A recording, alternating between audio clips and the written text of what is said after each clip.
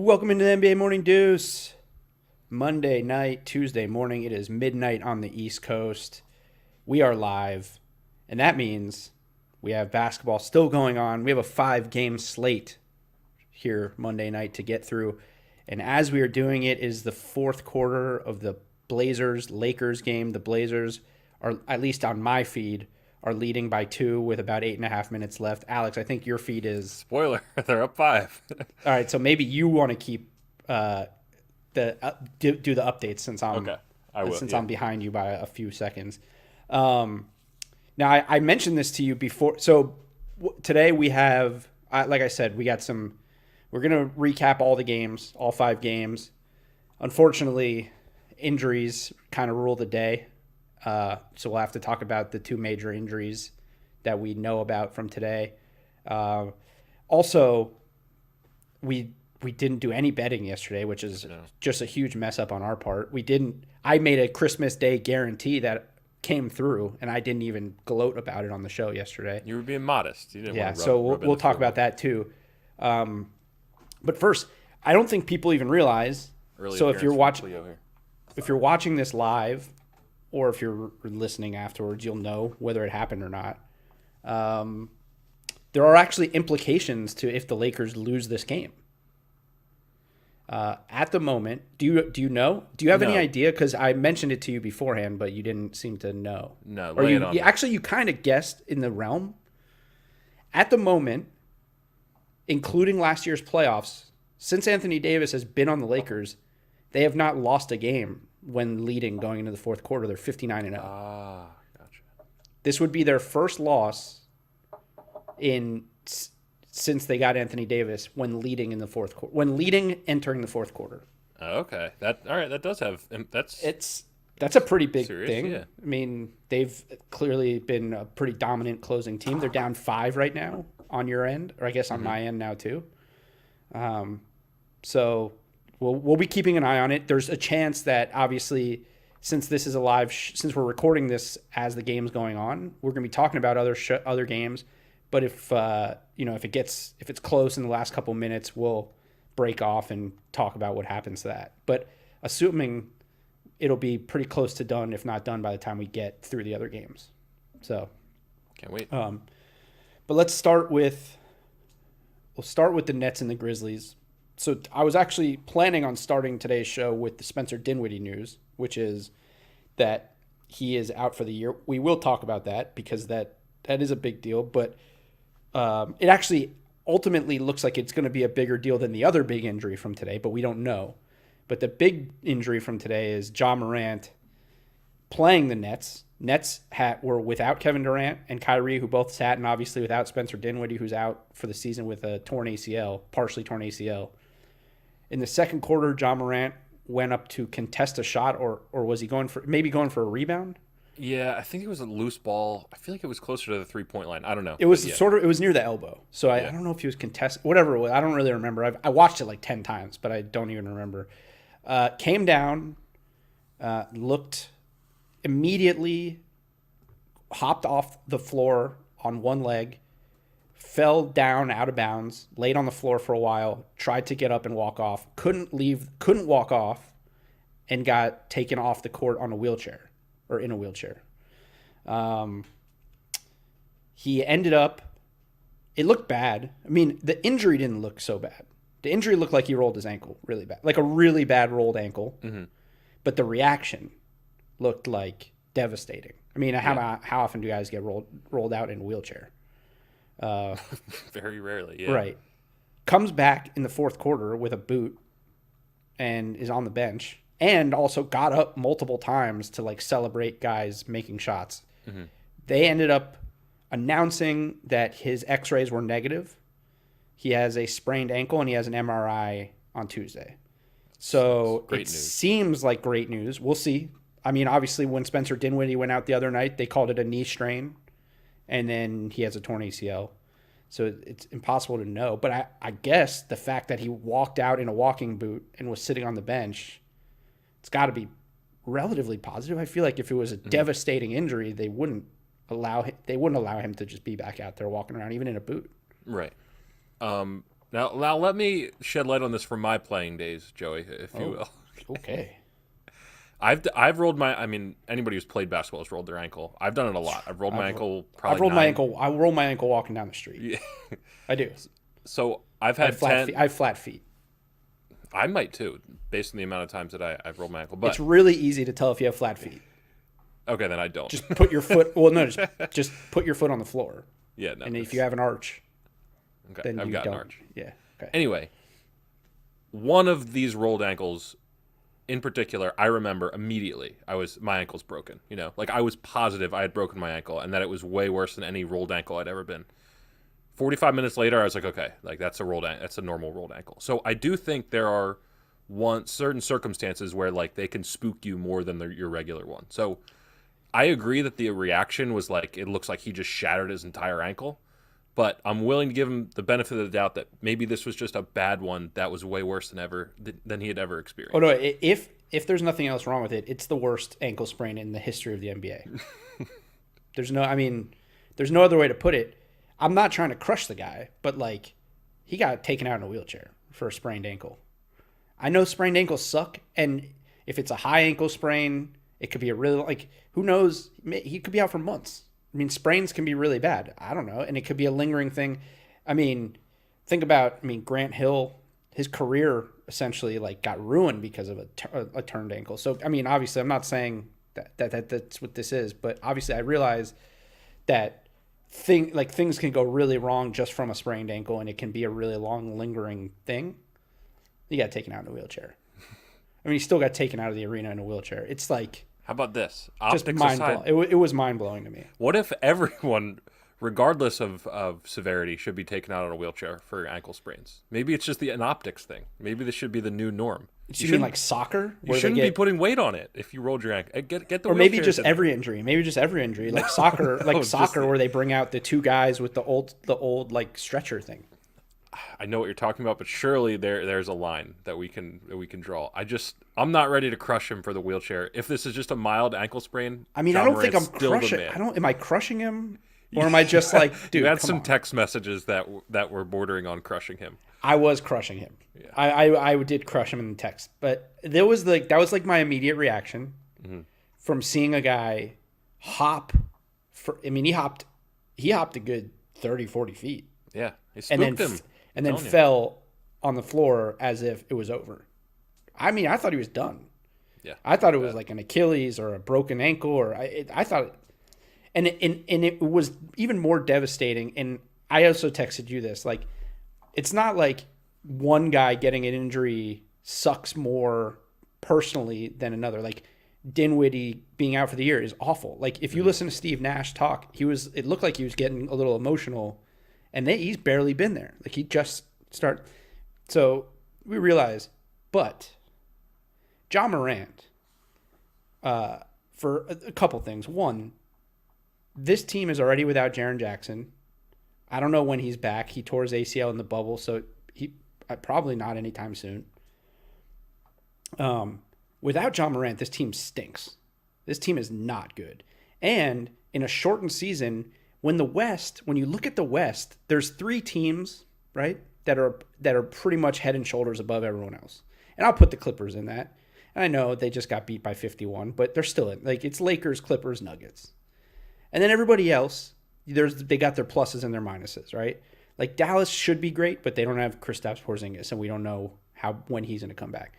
Phoenix could be really good, but we don't know. Utah, I don't trust at all. The Rockets are on the brink of an absolute collapse as an organization. So with Ja Morant, who knows? Like, this team could be a playoff team. They could be an 8 seed. You never know. It's just so up in the air. Like Pelicans, we don't know. They could be really good. They could still be a year away. So without Ja Morant, this team is going to be a dumpster fire. They'll play hard. They have a good coach, but also for the league, right? There are a lot of mediocre to bad teams. So part of what keeps people watching regular season basketball is guys like Ja Morant. Like, he's very good for the league. He's like what Derrick Rose was, even though Derrick Rose's teams were great, right? But like, people who are just casual fans will tune into a regular season game to watch Derrick Rose when he was younger. Mm-hmm. People will tune in to watch Ja Morant.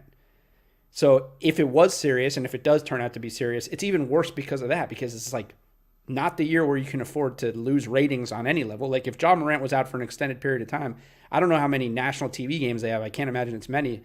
I can't imagine they're on national TV at all. Yeah. Like it changes a lot of things if a guy like him is out, because he is so exciting and he's young and he looks like one. You know how I feel about point guards. I don't think it makes a difference one way or the other in the grand scheme of winning, like big, but it impacts the league, I think. And like a guy like him, and he's so likable, like everyone just likes him. Yeah, he's just the man. I would be super upset if this is something serious. So I'm not gonna speculate. I know I just gave my own little personal example of ankle sprains, but it would be just like a blow to me as a basketball fan. If you've never seen him play, if you watch him for 2 minutes, you get it. The guy's electric. Yeah.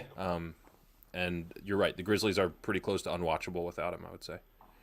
Yeah, for sure. By the way, we don't really need to talk about the game. The Grizzlies ended up winning in overtime, 116-111. Though actually, there were the two things I'll say from the game before we talk about Dinwiddie.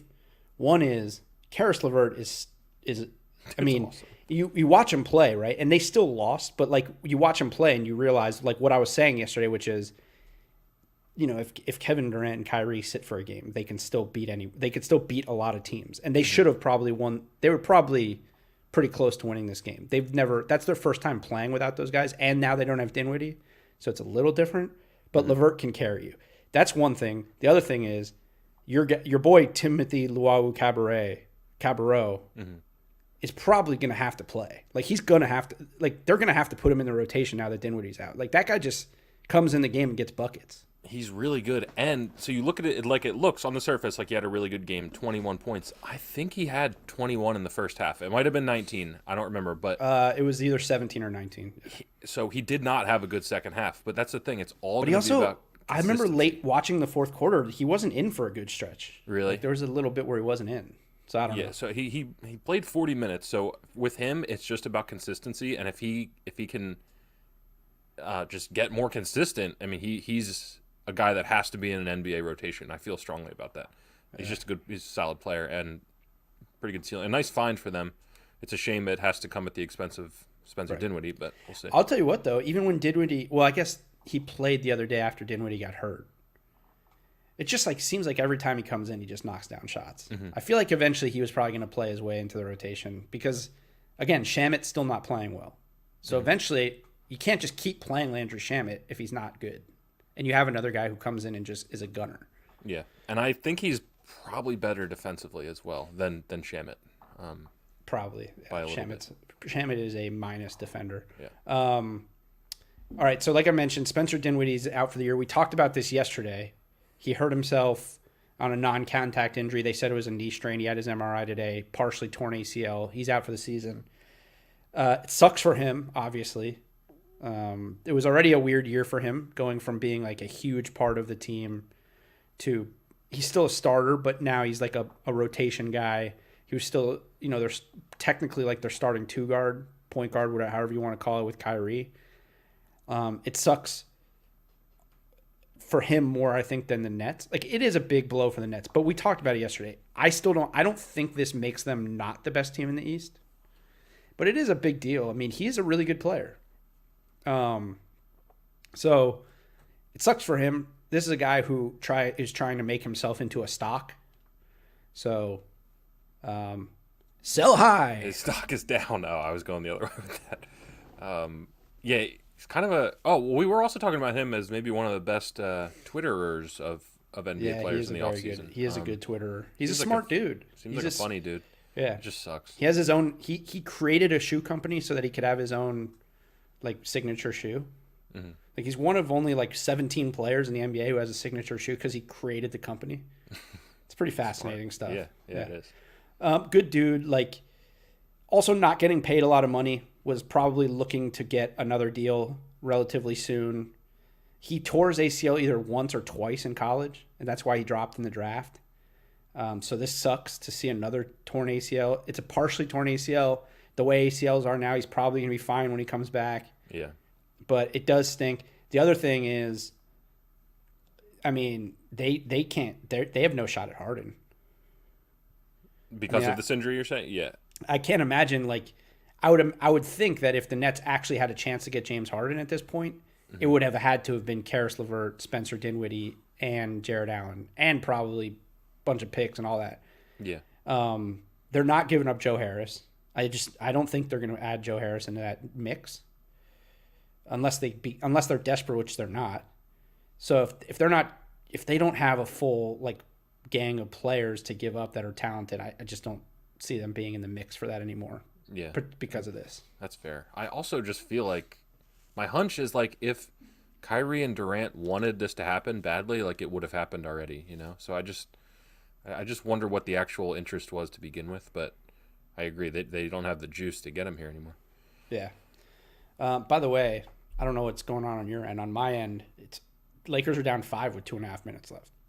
They're down 7 on my end, so Jeez. Lillard with a nice floater. That's not looking good. All right, let's go to Hawks. The Hawks beat the Pistons. Actually, it ended up being a closer game than when you texted me about the game. You're texting me about how brutal it is to watch the Pistons. Yeah, they're just not good. The Hawks ended up covering, actually, this game. That's which is kind of crazy to me. The Hawks were -10 in this game. Yeah. Which you could look at it multiple ways. I'm sure the line changed when Vegas found out Blake Griffin and Derrick Rose weren't playing. Mm-hmm. They're also probably just as high on the Hawks right now as most people are. But when I saw that line, I was like, that's kind of wild. Too much. That's a big line early in the year. I know the Hawks were 2-0 and the Pistons were 0-2, but it's 2 games into the season. Like, we don't really know much about the Hawks yet. Yeah, I mean, it looks like Vegas kind of had it right, and then Josh Jackson just had this career game. What are you going to do about the dynamic duo of Jeremy Grant and Josh Jackson getting 54 points? I mean, exactly. Come on. So maybe Vegas was dead on with that 10-point line because of how god-awful the Pistons are without Blake Griffin.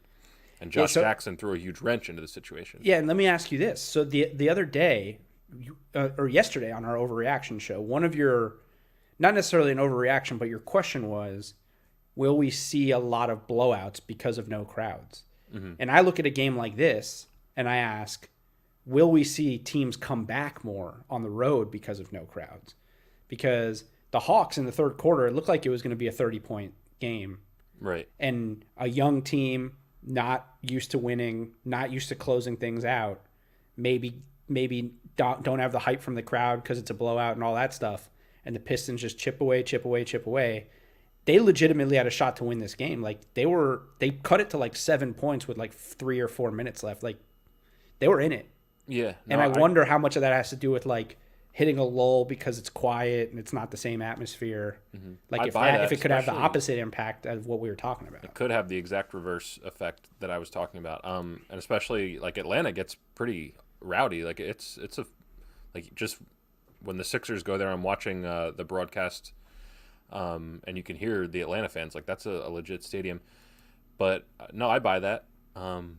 We'll see. I mean, yeah, it really was on my end less of an overreaction, more of just like, I could see this happening. So we'll see. You know what I just realized? What? All of these recap graphics that I have on the screen say Tuesday. And it is Monday. It is Monday. Well, these are Monday games. Yeah. I'm going to go ahead and take this graphic off the screen. Yeah, that's the only thing really like the Hawks are still unbeaten. They stay at 3-0. The Pistons have yet to win a game, which is not surprising, especially without Blake Griffin and Derrick Rose. I'm still not totally sold on this Hawks team, though. Like, neither am I. Defensively, I'm not sold at all. Yeah, I mean, first game, I think I have it in the rundown. Which their first game, I think they gave up like 104. Then the second game they gave up 112, and then tonight, obviously, they gave up 120. Their scoring has been consistent in the 120s, but they've given up more points each game. And it's interesting that Capella played in this one, and it was their worst defensive game. So I'm not totally sold on them, but we'll see. They're obviously going to be a very dynamic scoring team. Trae Young's not going to get to the line 15 times every game, so that's something. And also, John Collins doesn't look good. John Collins is not playing well. I wonder if he's disgruntled and it's letting him affect him on the court because he just it didn't really. I've seen him when he's playing really well, and it's not him right now. He only took 7 shots. He had 5 fouls, 5 rebounds, which I think is his high for the season right now. He might have had 6 or 7, I think. I don't know. But in the second game, he just doesn't look good. Supposedly he turned down $90 million. So I do think he'll be able to get that, especially with the dwindling. He should absolutely get it if he plays the way he was playing. Yeah. But if he plays like this, no. But I mean, it's 3 games. I also was thinking and by the way, Gallinari didn't play in this one, which is another thing. But not that Gallinari is going to help them, defensively. I wonder if there was a little bit of he wasn't happy that they paid Gallinari. Oh, and the kind of choose. Yeah, that makes sense. Because that's him. That takes minutes from him. Yeah. Either way, does he look at that as the organization saying that they don't look at him as the future, or that they Right. I mean, putting myself in his shoes, I'd probably be pissed about that too. But the one thing you can't do is let it affect you on the court, because that's the only way you're going to eventually get paid. So right. I mean, maybe it's just a bad game. They are working in a lot of new wings and stuff. Like Bogdanovich played. Rondo's first game was tonight. I know he's obviously not a wing, but maybe it's just kind of 12-8 too. Maybe he's just got to find his rhythm with some new faces. Kevin Huerter didn't play well. He's been playing well though the first couple games. Yeah, they're going to be they're an interesting team to watch.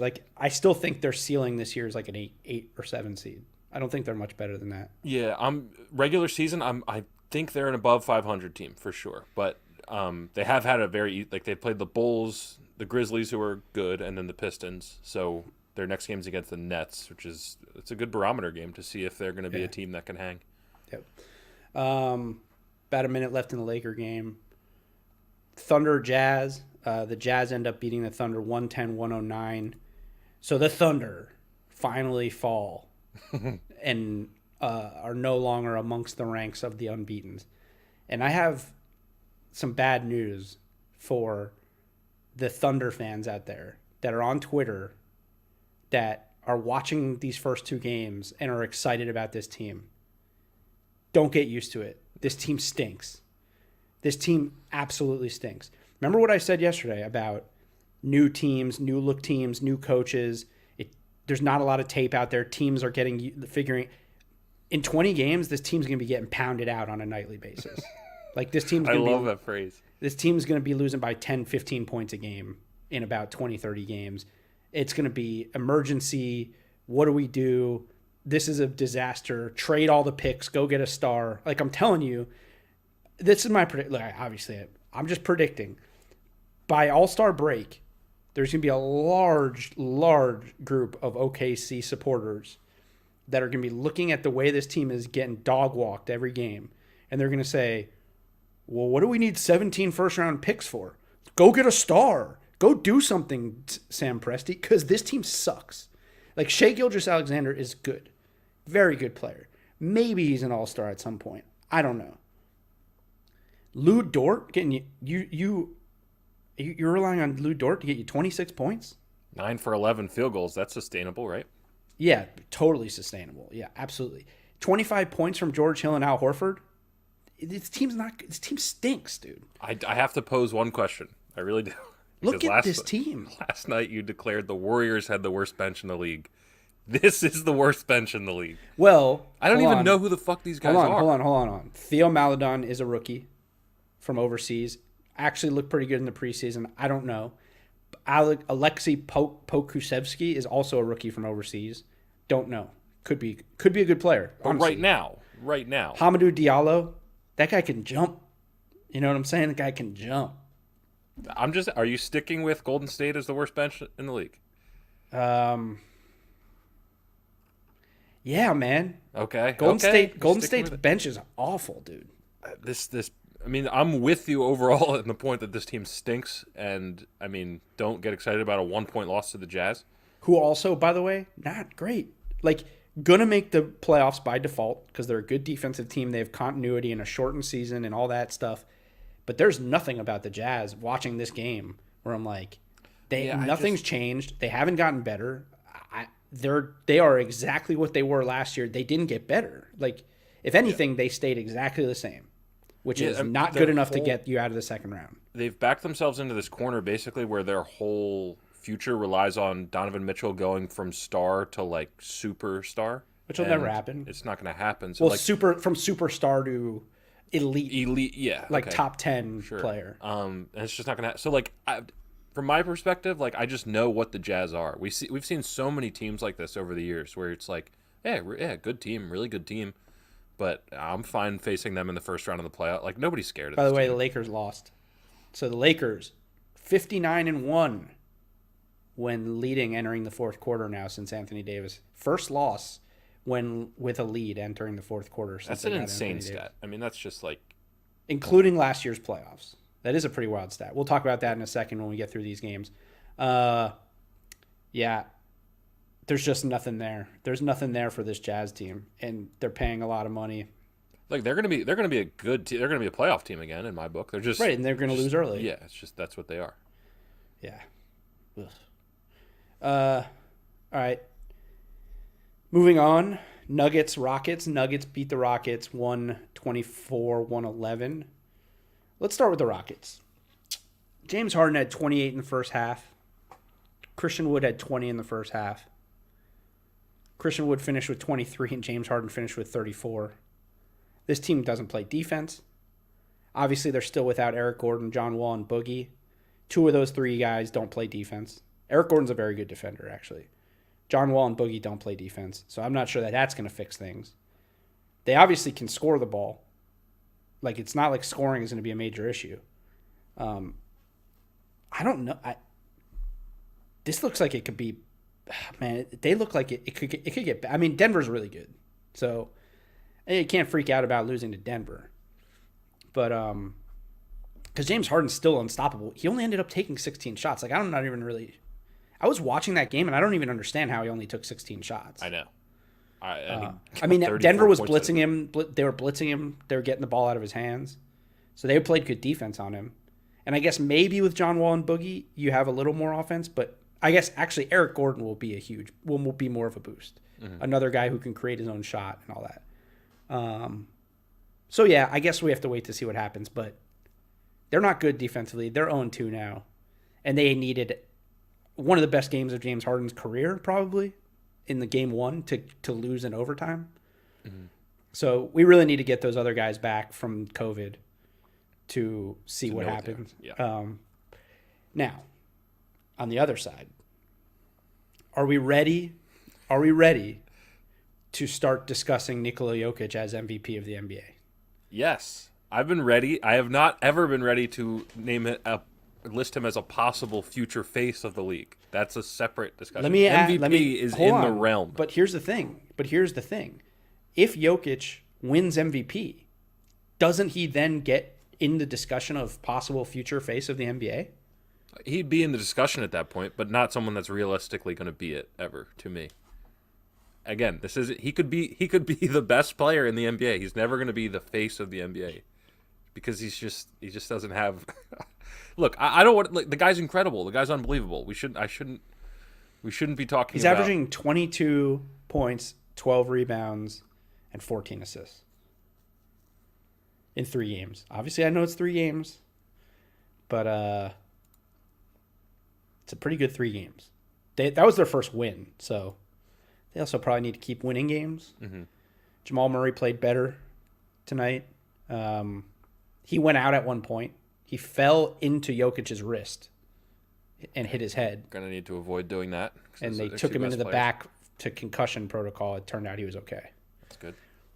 But that was my only thing from the Nuggets is, are we ready to start? 19 points on 11 shots for Jokic. By the way, your guy Christian Wood's good. Like he's a talented player, he's good. But he's not it when it comes to guarding centers. I mean, Jokic was just doing whatever. You know who was better defending Jokic on the one possession I saw him guard him? Was James Harden. Really? James Harden's a great post defender. Yeah. He's strong. He's just strong. Yeah. Strong. I mean, he probably weighs more than Christian Wood at this point. At this point, yeah. Yeah. Because he's looking a little hefty. Yeah, there are some man, I was trying to defend the guy when all those pictures came out, but there are some camera angles when you're watching the TV. Where you're like, He looks this like is stocky. I think stocky is the word. This is a fat NBA player. This is a fat professional athlete. Beefy is as far as I'll go. I won't go fat. Listen, he's not fat for a human, for like a normal human, but for a professional athlete who is making $40 million to run miles every night. Like they're running miles out there. Fair. Like imagine a regular fat person being like, "Hey, just go run 30 miles tonight." Like that's what he has to do, and he looks fat. He's not fat for a regular person.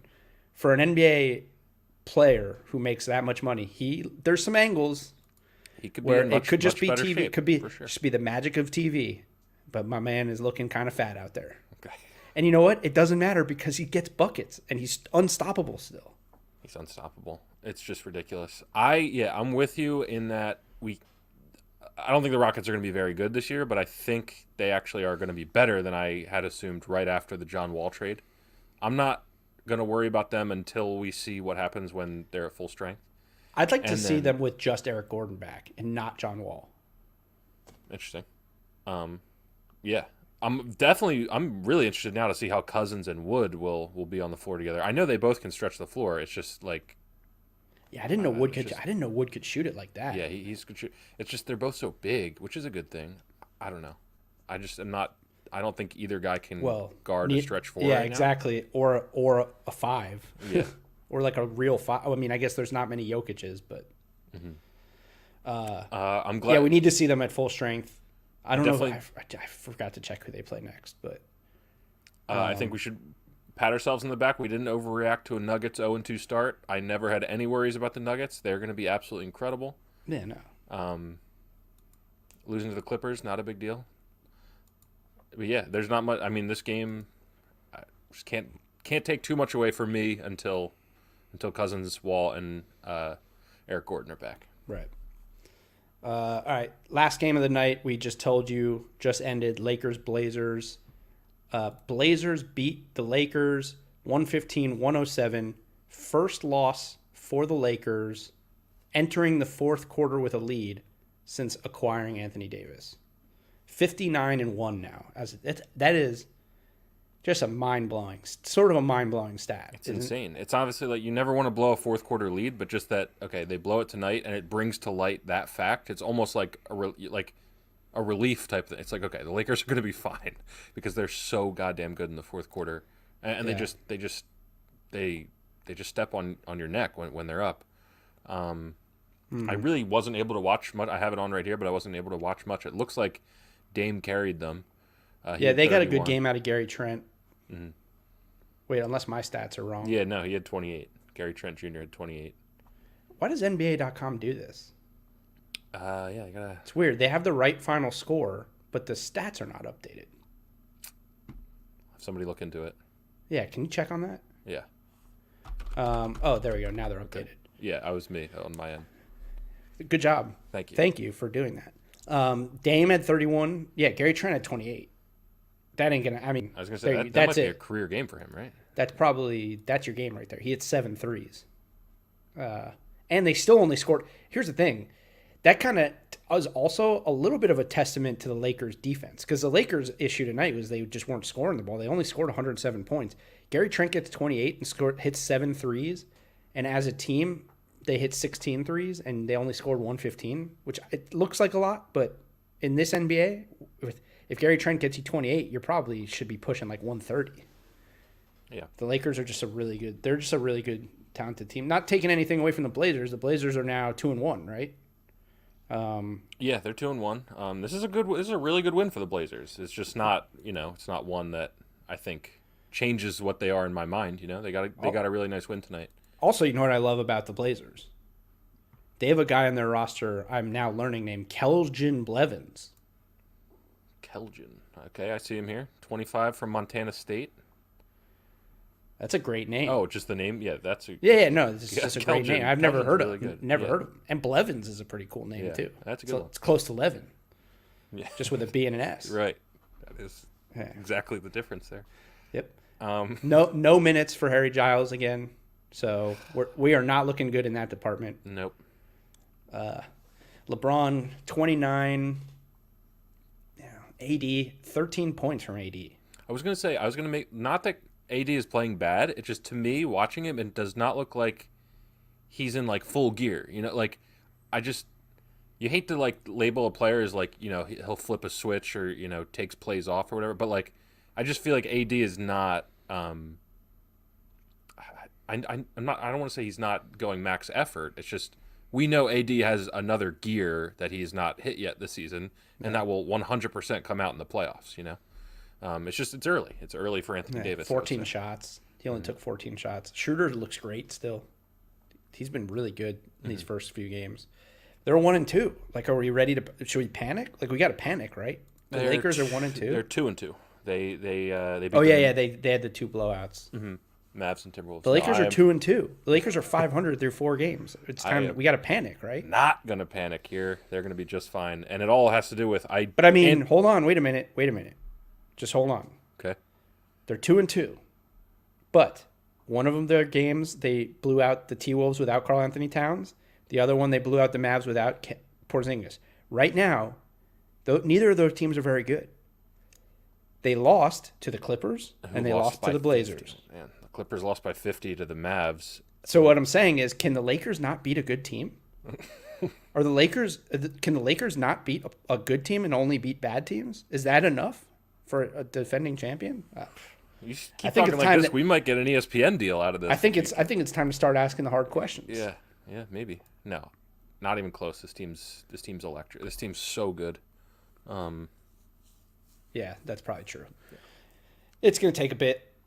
Gasol's playing better. Yeah, they're good. They're fine. Kuz, we got to hammer Kuz a little, though. He had a nice game, and now 2-9 again tonight. Yeah, I know. His shot looks so good, though. I don't know why he's not shooting better. His shot looks really good. I wonder if it's like, I don't know. I mean, he was in his first year or two, like when the Lakers were absolutely horrible, he could be like a volume shooter. Maybe he's just struggling to be like that 7 to 10 shots a game type guy. I mean, I don't know. You would know better than I would. Like, guys take time to get in a rhythm, and when you know that there's less shots in the game plan for you, can it affect your confidence or the way you're shooting? Or does he just not fit? I think, yeah, maybe it can definitely, I think, probably affect your rhythm and your mindset if you don't know that you're getting touches. Mm-hmm. And it could be like and excuse me, because I was reading a text. If you just said this as part of your tee up, but possibly like when you don't know that you're going to get touches, then when you do get touches, you just hunt shots, and that's not a not really a way to get buckets, to like hunt for buckets. Mm-hmm. When you're not that guy. Like if you're not James Harden or Brad Beal or one of these guys or Dame who can just like go get it like that. Yeah.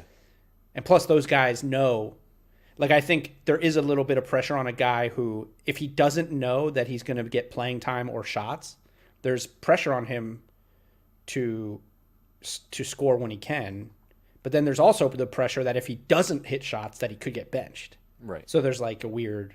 So this is, I mean, this. But I don't know. That shouldn't. I don't think they just gave him a contract extension. They clearly want him there. There shouldn't be that kind of pressure on him. But I don't know. This is kind of off topic, but that's something that always amazed me about Klay Thompson was like, he was the third scoring option on that team and was just like, still one of the best scorers in the league. You know what I mean? Like, I just feel like it's tough to be in that role of third scorer and be what you were when you were a volume shooter like Kuzma was early on. I don't know. That's different. It's hard to compare anybody to Klay. Well, because he's one of the greatest shooters ever. Third best shooter in the history of the game at this. I mean, fourth. Top 5, yeah. So, kind of different, but yeah, I see what you're saying.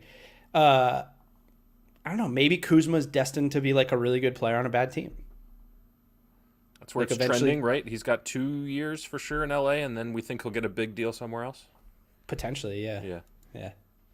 So, all right. Oh, actually, the interesting story that came out of this game that they didn't. I don't even remember if they talked about it on the broadcast, but Alex Caruso didn't play. and he was out because he had a sprained wrist. He was questionable, but Frank Vogel said that he was out because of health and safety protocols, like COVID protocols. Really? Didn't say that he tested positive.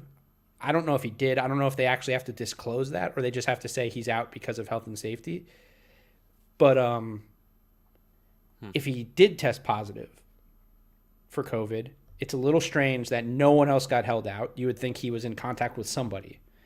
If he didn't test positive, and it's just that he was around other people that potentially had COVID, then why isn't anyone talking about where was Alex Caruso and why is he not playing? Like how? Right. Like if this was a big name, or potentially not the Lakers, people would probably be like, "What the hell is going on?" Right. Right. The Rockets have 4 guys out because they were in contact with one person at getting haircuts, but it just so happened that 3 of those guys were John Wall, Boogie, and Eric Gordon. Yeah, I don't really know. like no talk of Alex Caruso missing a game for the COVID situation, and no details on it. Like what's the responsibility of the? I don't know. Like I never really dug into it, but what's the responsibility of the teams to sort of disclose about why a guy's missing a game? I guess it's not really important. Yeah, like I feel like it shouldn't. Like I don't know. I'm sure there's all kinds of like HIPAA rules and stuff, but yeah, I didn't hear a word about that. I don't know. Maybe just someone in his family that nobody else on the team would have had contact with. Yeah, totally. But I also like, Cat I don't know. It's just, yeah, I don't know. It's just weird. We'll have to see. It very much flew under the radar. I feel like at this point, and I think it flew under the radar because it was announced. I think it got announced today. So maybe it just didn't have time to sort of manifest. Because I feel like every other team that someone's had COVID and missed time or we hear about every team. Right. And then all of a sudden Caruso's just not playing because of health and safety protocols and we haven't heard anything. I don't know. And probably because it's Alex Caruso, we won't hear anymore. We'll track it. Track it. All right. Last thing before we get to our bets for Tuesday night. Mm-hmm. Your boy, Daryl Morey, fined $50,000 for this tweet, which was a retweet of a tweet that he sent a year ago about James Harden breaking the franchise assist record in Houston.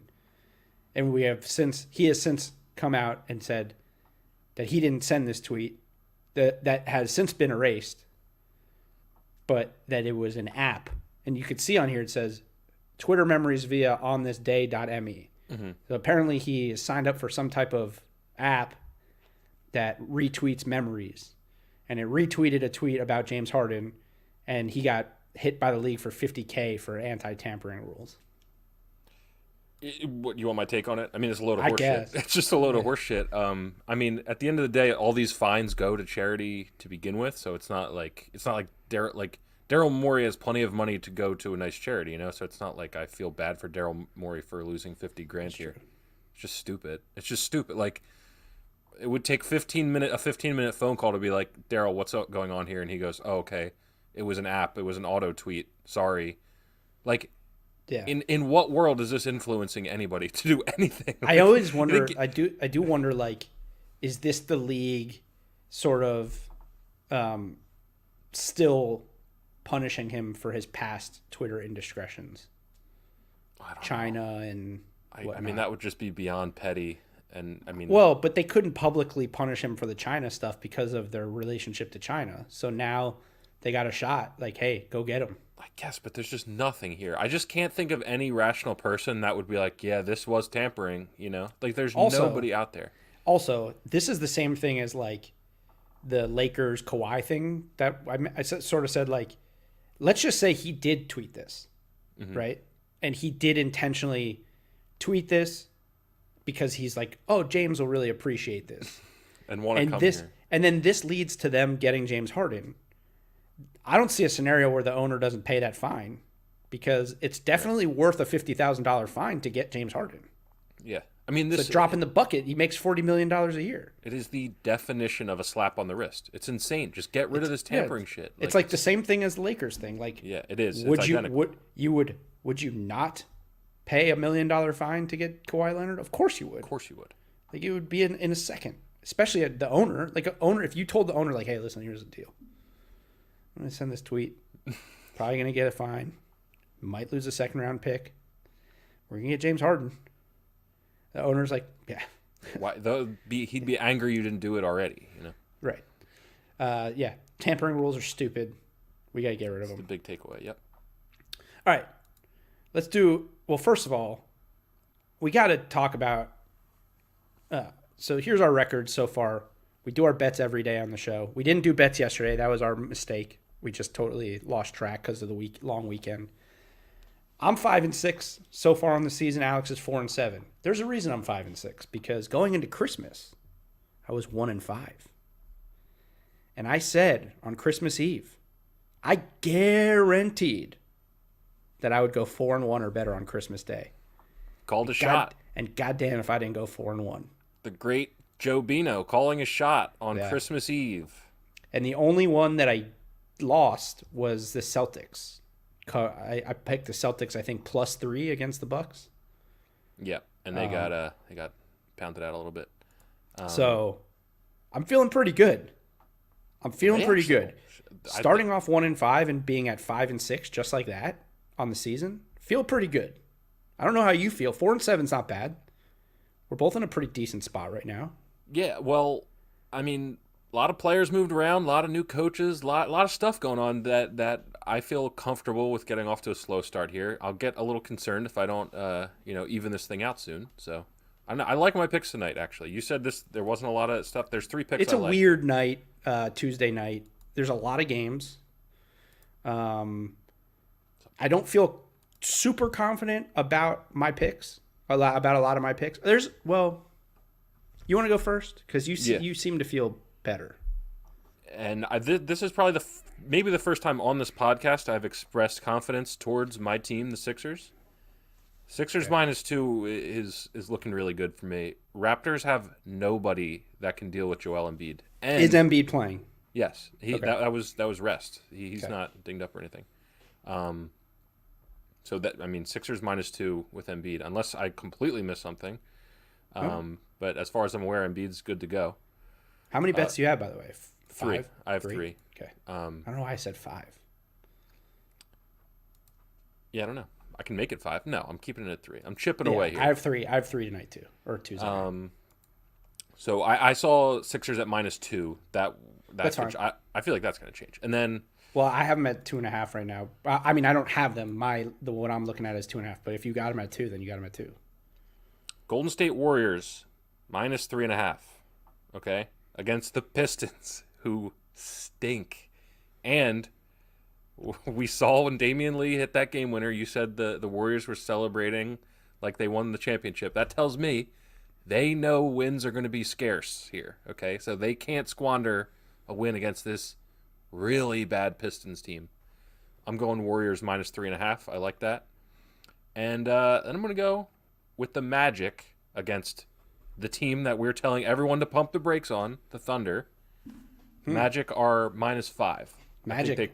They crushed the Thunder. Living in the land of the unbeatens right now. Looking to stay. I am. I'm drinking the Kool-Aid. No, I'm saying they're looking to go 4-0. I know. And I'm on board. And you know what? I think they will beat the Thunder. I think they absolutely will beat the Thunder. I don't know. I mean, that's not one of my games, but I like those picks. Philly -2.5 I didn't take, but that's probably a good bet. That's probably the right move. So I wonder if I should add that because I feel pretty good about that. I might do 4 picks. Okay. I may add that to my picks. We're rooting for each other. This isn't competitive yet. No, I know. It might get there, but I'm going to add that. I'm going to add Philly. So I'm doing 4 picks. Okay. I'm going to add Philly -2.5 against the Raptors. I'm actually going to take the Pistons +3.5. First time this year we've had opposing picks on the same game. Yeah. Yeah. Blake Griffin and Derrick Rose are playing. They rested on the first night of the back-to-back because they played like 40 minutes each in overtime the other night, so they will play. Without Blake Griffin and Derrick Rose tonight against the mighty Hawks, they only lost by 8. The Golden State Warriors stink. I know the Pistons stink too, but if the Warriors win, it's going to be by a point again or 2. So I'm taking plus 3.5. I'm not saying the Pistons are winning at home, by the way, but I am saying whoever wins, it's not going to, I mean, it's early season NBA. It could very much be a blowout one way or the other. Yeah, because both of these teams suck major butt. But based on how bad these teams are, if it goes the way I think it's going to go, it should be a close game. So I'm going to take Detroit. I'm going to take it with 2 of the worst teams in the NBA. And that's right, I said it. 2 of the worst teams in the NBA. I'm taking the team that's getting the points at full strength. With, by the way, the probably the second and third and maybe fourth best players in the game. Like, Steph's the best player. Blake Griffin and Derrick Rose are better than anything the Warriors have. And by the way, Jeremy Grant probably is too, even though he got overpaid. I was going to make that point as well. We hammered Jeremy Grant because of his He's contract. playing pretty well. He's good, man. He's really good. Well. Yeah. He also, by the way, he takes the challenge. Like at the end of the Hawks game, who's guarding Trae Young? Didn't work, but he does it. No. So that's my first one. Well, no, that's my second one because I have the Sixers. I'm gonna go Celtics -1.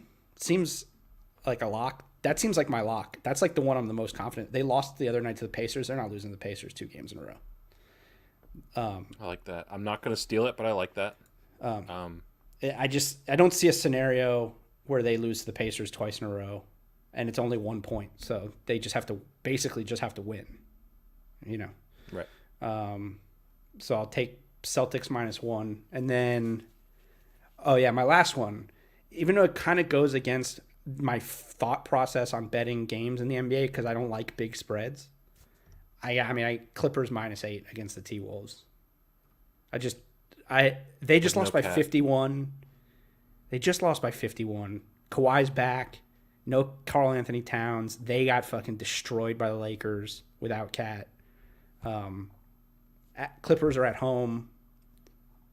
If the Clippers don't win this game by 20, then sound the alarms, because that's a bunch of frauds. If you lose by 51 and get Kawhi back and then play against a team that's clearly a shell of themselves without Karl Anthony Towns and you don't win by 20, bunch of frauds. Busters. A whole team of busters. I'm just not even going to give them that chance. I am telling you right now, I am not betting on the Clippers one time this year. They're quitters. They quit and lost by 50, so I don't trust them. That being said, they're probably going to absolutely destroy the Timberwolves. How could they? I'm just like, I don't how could you possibly not win this game by at least 9 points? 9 points. Is there a bunch of quitters? I don't know. I know, but like even then, like, don't you see them being up by 25 like pretty quickly? They should. By all accounts, they should. Yeah. I'm just saying I'm not doing it this year. Mainly out of spite or principle, maybe. I don't know. Yeah. By the way, I thought about Pelicans +3 because I've watched the Pelicans and the Suns, and I actually think the Pelicans are the better team right now. But it's okay. You want to know who I was thinking about? I'm not taking it just because it's Chris Paul. It's the Suns. They are good. Like, both of these teams are really interesting and good teams. There's something about the Pelicans, man. I think they're the real deal. I think they might be the real deal. B.I. Brandon Ingram. That guy is sure. A stud. Right, that's probably what my thing is they have the best player in the game. Well, no, they don't. Chris Paul's probably the best player. But Brandon Ingram's right there at this point. I gotta say, I'm a little embarrassed to say I almost went with my Cavs -3. Cavs. I like the Cavs against the Knicks. I'm not going to do it. The Knicks are horrible. Here's the thing. Knicks just beat the Bucks by 20.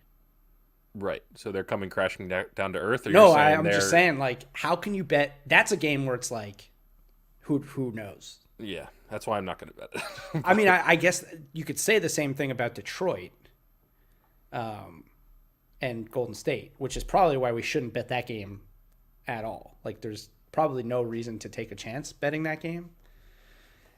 but the Warriors stink.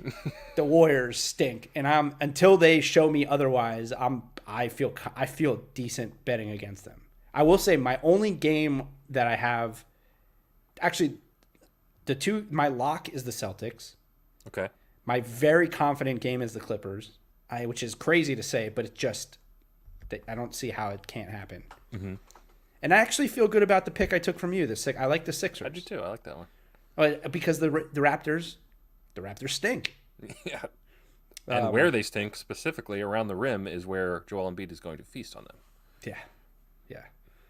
Ooh, long night in store for Aaron Baines and the Waterboy. Aaron Baines. All right. Well, we'll see. So, just to recap, I'm at 5-6. You're at 4-7. I have 4 bets for tonight. You have 3. We'll see what happens tomorrow. Thank you, Arsenal. Just said I feel bad for Steve Kerr. That's a repeat commenter. I see you. Thank you, Arsenal. Thank you, Arsenal. He's a Sixers fan. I remember. I'll say this. Thank you, Arsenal. You can't feel too bad. Like, guy's first head coaching job, gets 2 of the top 5 shooters in NBA history. Then they get the best scorer in NBA history, probably in Kevin Durant. Wins a bunch of titles. Has a dynasty. How bad can you really feel for him? You know? They suck, but this is just what happens. Like, things go up and things come down in sports. It's cyclical. You can't be the most dominant team in NBA history forever. So it's like, how bad can you really feel for Steve Kerr? In fact, I love the way Steve Kerr handles all of this. You know, like when he was talking about Brooklyn, and he's like, when he was talking about the Nets, and he's like, I used to coach a team like that. It's just like, yeah, he gets it. He comes across as like a super honest, like straightforward. Yeah. Doesn't take himself too seriously. Yeah. Well, I think he's one of those. He is a person, if you know his background in his life, he's been like, his dad was like a ambassador and was killed overseas when he was young, and he's very into like politics. I think he sees the bigger picture of things. Mm-hmm. He's a little bit like Pop in that way, where it's like basketball is super important. Being a head coach is super important. There's probably more important things in the world than winning championships. By the way, I've won a bunch of them. So how mad can I be? So, it's like whatever. But yeah, I don't know. Yeah. Thank you, Arsenal. I knew I'd sway you on that one. But hey, you could feel bad for him if you want. I'm just saying. Who are we? Tell you who we feel bad for. All right, that's it. We'll be back tomorrow night. Let's everyone cross your fingers. Ja Morant, MRI. Yep. Let's come back negative for the good of the NBA. And we'll see you guys tomorrow night after, I guess, what's it, like a 12-game slate? Yep. Right? Yeah. Yeah. Something like that. All right. See you guys tomorrow. Later. Have a good night. Later.